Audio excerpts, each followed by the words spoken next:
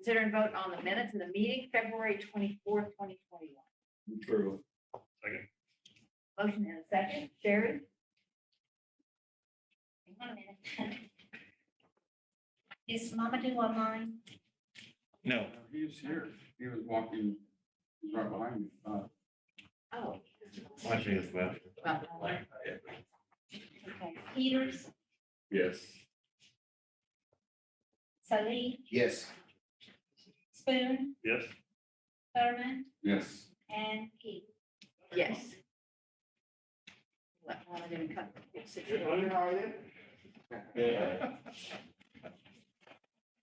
Good morning, good morning. We've just done the very second item, consider and vote on the minutes. Okay, we'll move on to item 3, reports, recommendations, and possible action. So the budget office report, Aaron. Good morning. Morning. For the month of February, we are asking for your approval of claims, purchase orders, and payroll in the amount of $2,469,148.57. Total appropriations in the amount of $2,519,658.70. Approval. Second. Motion and a second. Sherry? Cisse, Yes. Peters, Yes. Salih, Yes. Spoon, Yes. Thurman, Yes. Yes. All right, Aaron? All right. Overall, February was a good month. I'm going to jump right onto page 2 of the report for the CJA Fund 4050. For the month of February, we are at $2,517,673 in sales tax collection. So that was a good month. Again, you've heard me several months in a row. If we could stay above 2.4 million, we'd be in pretty decent shape by the end of the fiscal year. So we're at 2.5, a little over 2.5 again. That's a good month overall. I'll talk a little bit more about it at the end when we get to the fiscal year 21 and the sales tax collection overall for the fiscal year. But again, February was a good month. Total revenues so far this fiscal year is at 66% of what we had budgeted. So we're right at where we would expect to be at this time of the fiscal year. Total expenses down there at the bottom again, TCSO continues to do a good job keeping expenses lower. They're sitting at 49% overall. So pretty good so far on sales tax for the month of February. That's pretty significant differences. There's a large expenditure that will come up to make up the difference. And most of the savings appears to be in the detention personnel over the payroll there. You're sitting at 46% overall. That's where the gap really is. But I do not expect, other than the medical, which is a little over $500,000 a month, I don't really expect any other major expenditures out of the CJA priorities there. And potentially you expect the detention personnel to increase? I hope, I mean, yeah, I think we budgeted for a reasonable number, which I think, and correct me if I'm wrong, Christina, about 30. That's correct. I budgeted for about 30 vacancies, a reasonable amount that we hope to achieve next fiscal year. And it won't, that'll just get us to just below even. Factor inmates, number of inmates. Your pods open. What's that? Is it factor fewer inmates in custody that you need fewer detention officers? No, turnover is horrible. It's a different issue. Yeah, oh, absolutely. I mean, right now, the lower the inmate population, the better for us. but that's not by design. I mean, No. you know, you need these individuals, whether you have a higher population or not. Absolutely. Yeah, right now, we're paying overtime. I mean, that's our employees, the overtime employee. Any other questions or comments? All right, I'll jump over to page 3, County Contribution Fund 2320. Again, 2320 has remained pretty steady, especially as we have gone through fiscal year 21. DOC, we're going to go back a fiscal year for just a second. The column to look at for the DOC prisoners, because they are still not paying us what we bill, the column to look at there that's important is the appropriated column. So we have appropriated, in other words, what they have actually paid in.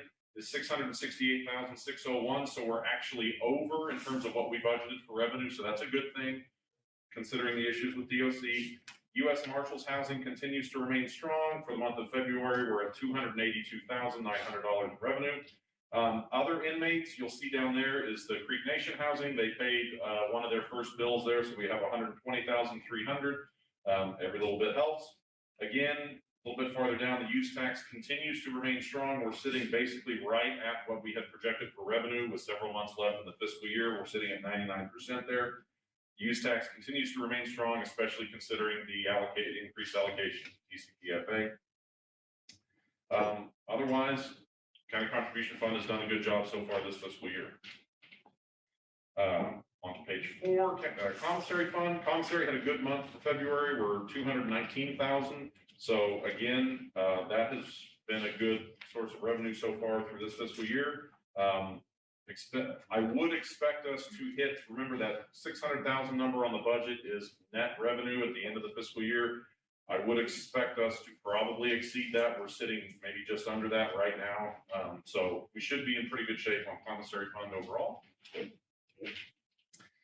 Page 5, you can see the combining statement there for all three of the jail-related funds. All the year-to-date revenue is $27.9 million. Year-to-date expenses, $24.3. So again, we're doing a good job, revenue over expenses. Page 6, your combining statement with detail. All three of the funds, the revenues, the expenses, all laid out there. So if you look at the total revenues column, we're sitting at 70%. We would expect to be right around 66% at this time of the year. So we're just a little bit ahead of where we would expect to be. And the total expenses are sitting at 62%. So a little ahead on revenue, a little behind or a little under on expenses. That's about as good as we can ask for, I think, all things considered. Page 7, I mentioned, talk a little bit more about this. February is actually down slightly year over year in terms of the sales tax revenue. We're at $2,517,000 this year. The previous year was $2,533,000.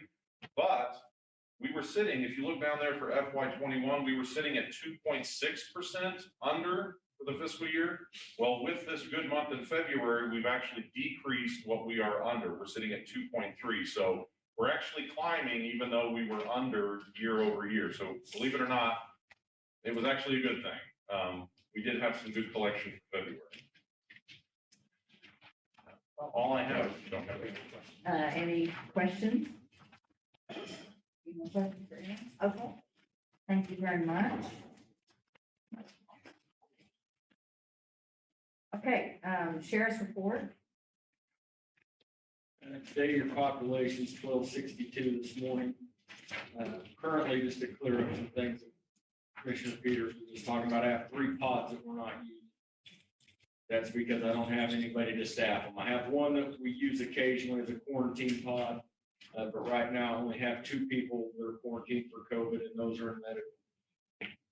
Everything else we're sustaining it, but that's because your DOs and deputies are over there volunteering, doing their hard work on their regular assignment. If you know anybody needs a job, send them my way. But other than that, the jail's functioning just fine. We just had a under 72-hour ICE audit. We're waiting the final standings on that. So, Chairman, Yes. so we're not taking the ICE people, we still have to have the ICE audit, just in case. We have a contract. As long as we have a contract with them, they have to come conduct our audit, whether we're holding a prisoner or not. Yeah, and it's, I think the threshold for that ICE audit is always something we can take. We passed that flying colors. So. I would rather have the certification whenever they give us our 10 prisoners that the contract says we can have. We don't have any issue. Only 10 prisoners? That's all our contract allows for. I don't anticipate we'll see 10 prisoners, but it's not my call. Good. Any other questions? Thank you. Item C, DJ and Sherry. Morning. Hey. Overall, we're doing well. Our numbers are still pretty steady. one thing I didn't point out, but DJ did, I'm glad you did.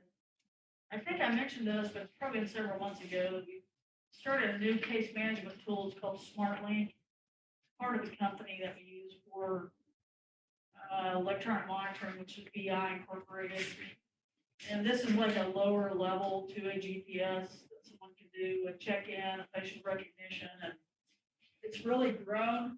Been using it for free since September. See if you like it. Get that for free till June. Got 117 people on that right now. Judges have really latched onto that, taken notice. I think the beauty of it is it's not just a supervision tool, it's more of a resource tool. So you can actually go in on your phone, it's an app. You don't have to have a data service. You just hook up to Wi-Fi anywhere. You go to McDonald's and you can do your check-in with facial recognition. But if you needed food, clothing, housing, it's got all of those resources available where you can send us a message to say, hey, I'm homeless and I need some help. And if you deal with the population that we deal with on a daily basis, you realize they don't want to talk to us.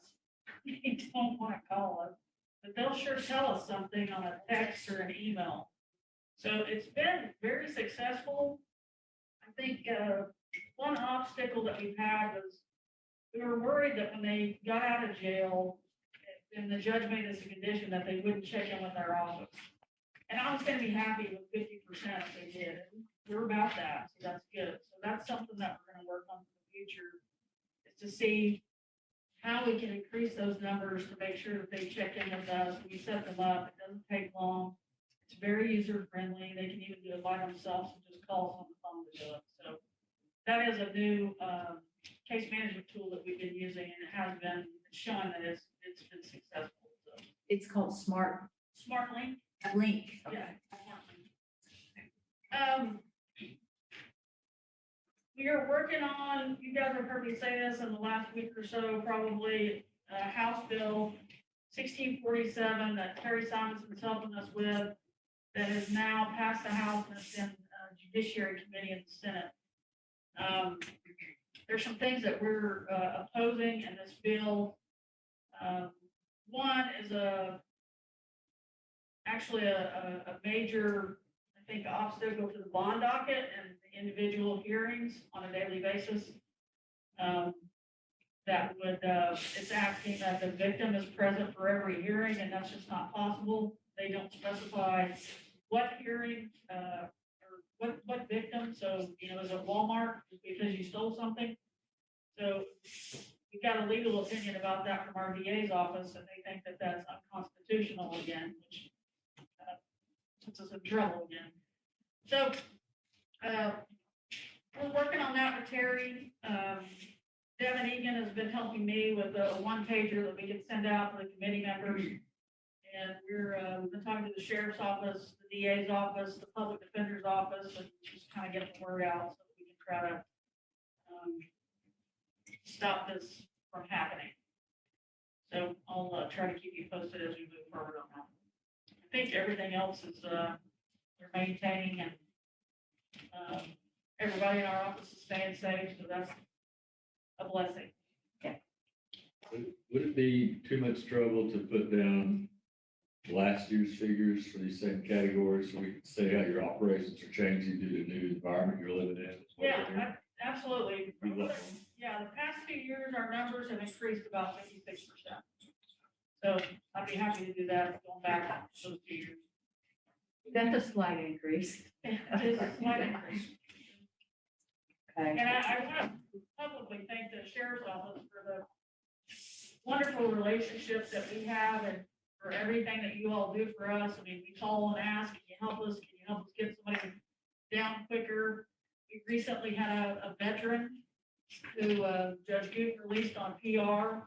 He had some significant issues for stability, and the family came in from Texas, and your office helped us get this guy out expedited, get him on a GPS in about an hour. So those are the types of things that really help out the community.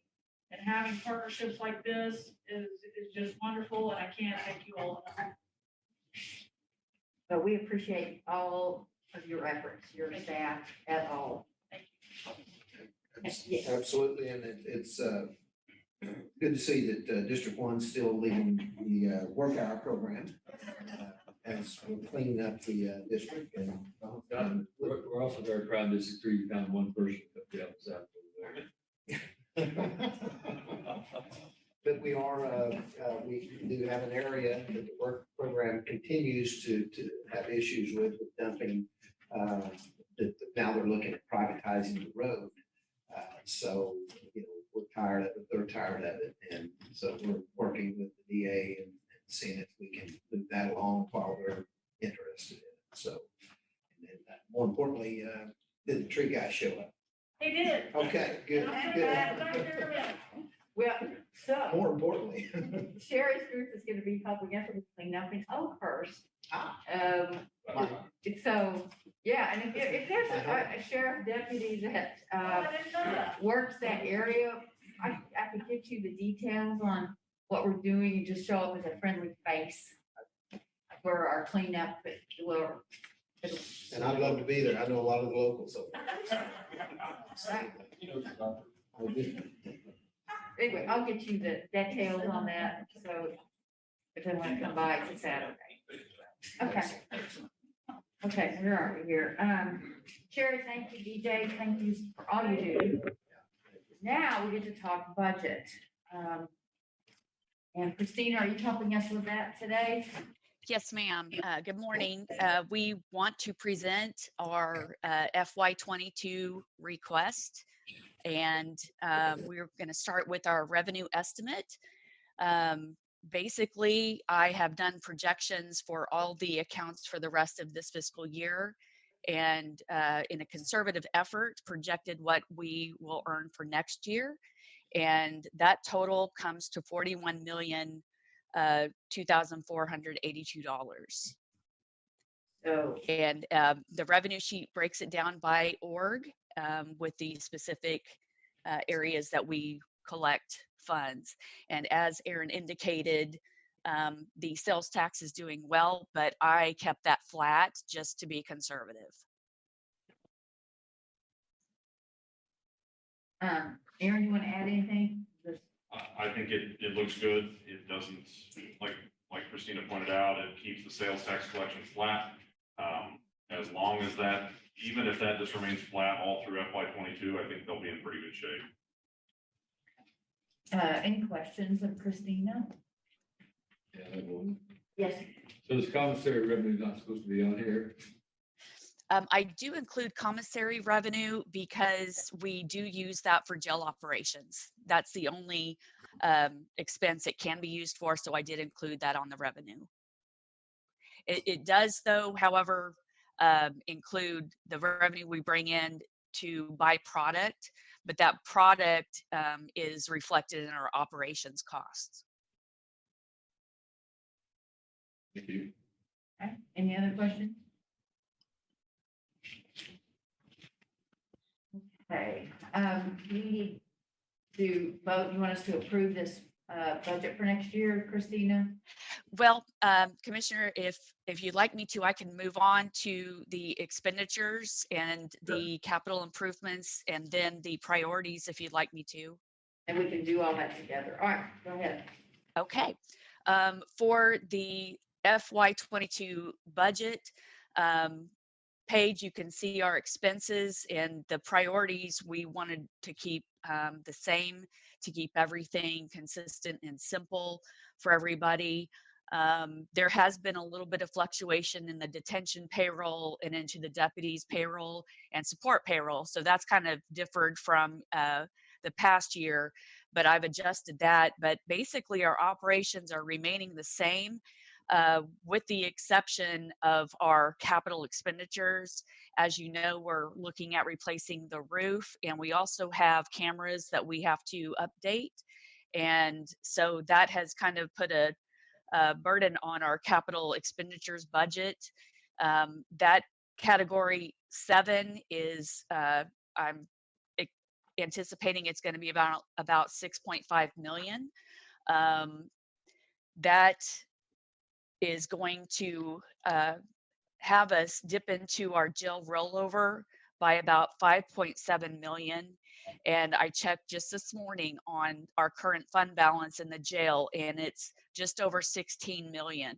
So of that 16 million, we're going to dip into it by about 5.7 million for the jail roof and camera system. And then moving on to our priorities, as I indicated, that is going to remain the same. You also have our capital improvements plan. Some of them are absolutely going to have to happen. Others we might be able to put off at a later date, but those are the things we are aware of. I did speak with Chief Deputy Eric Kitch yesterday, and there are some repairs that we need to do, replacement on the Sallyport doors. So that's coming up as well that we'll need to address. And I do have that on my list, but that's also something we'll have to replace.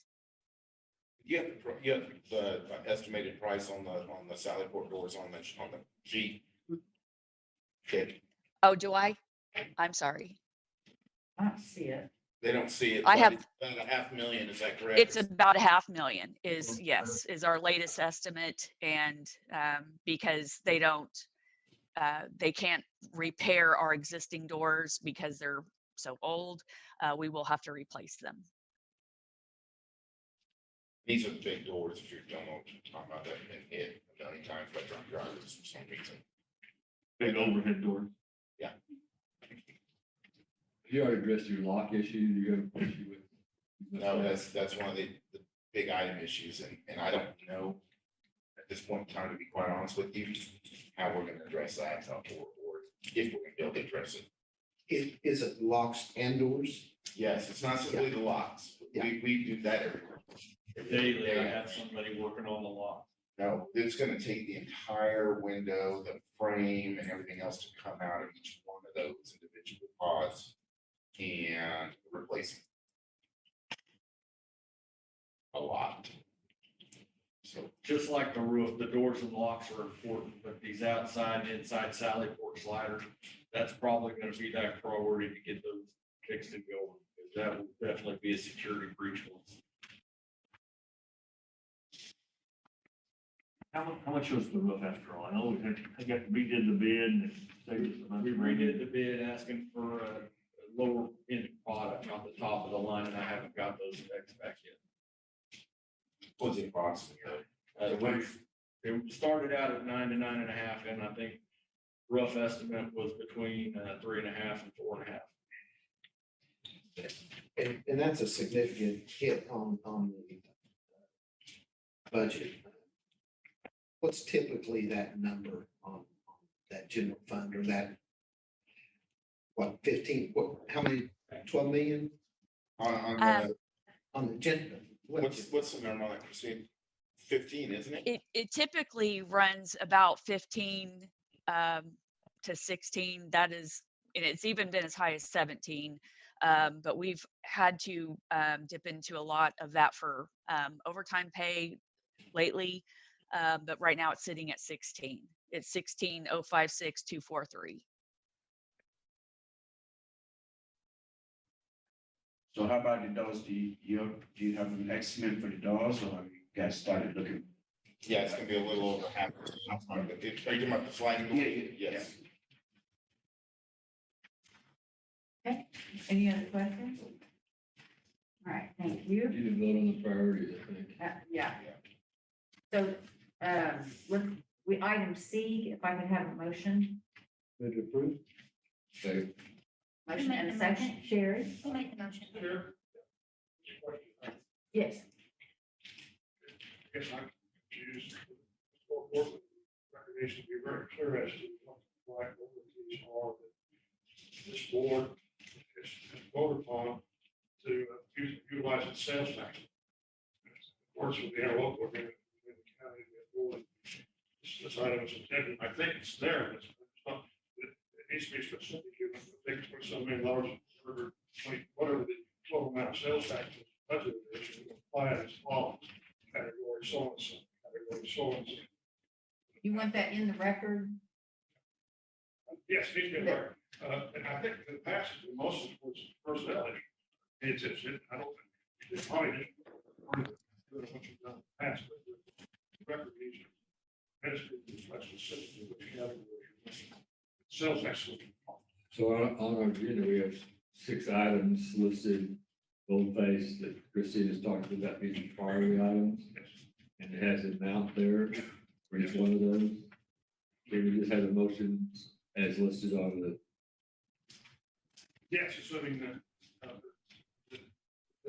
priority and check? yeah, that you covered all the categories of sales tax. I think both the fiscal office and Christine recommend we keep it the same, Yes. just based on all the issues involved in changing. We would. Yes. So Sherry, you'll just need to make sure you have that documented. Okay. Does that work for you? That's fine. Okay, thank you. Okay, Sherry, if you can do roll call. Tuesday, Yes. Peters, Yes. Sully, Yes. Spoon, Yes. Thurman, Yes. and Keith. Yes. So, moving on to the chairman's report, just, appreciate our mayors being so diligent in making these meetings. You guys are rock stars, so thank you. And for everybody's work out there, keeping things afloat throughout this pandemic, really grateful. Moving on to no new business, so vote to adjourn. So I got a few more to say. Yes. I just want to thank the county commissioners for allowing me to serve on this board for the past 8 years. And this will be my last meeting since I Oh, decided not to run for, re-election in the Glencoe City Council. So hopefully this summer we'll be moving, me and my wife will be moving back to Midtown Tulsa. And so we'll be Tulsa residents, hopefully sometime this summer. oh, Yes. well, that part's wonderful, Yeah. but So, gosh, we'll miss you. if you guys need me in any other capacity, I'll be around, so even to help at the jail, We'll take you up on that. You may regret having said that. I know. Oh, Mamadou, thank you so much. Oh, you You are- do realize that you'll be moving into Karen Keith's district, right? in Midtown, Tulsa, close to you, if you're district. No. I'll be your neighbor this summer, so. Well, we might fight over you, so there you go. Well, thank you so much. Well, Thank you, Mamadou, we Osha. can never thank you enough. Yeah, wow. You went through some very contentious times with this board with us, so. Well, I survived the former mayor, so, Oh, my goodness. So anyway, thank you. Yeah, you're welcome. Take care. Okay, I have a motion to adjourn. So move. All in favor? Aye. Anybody opposed?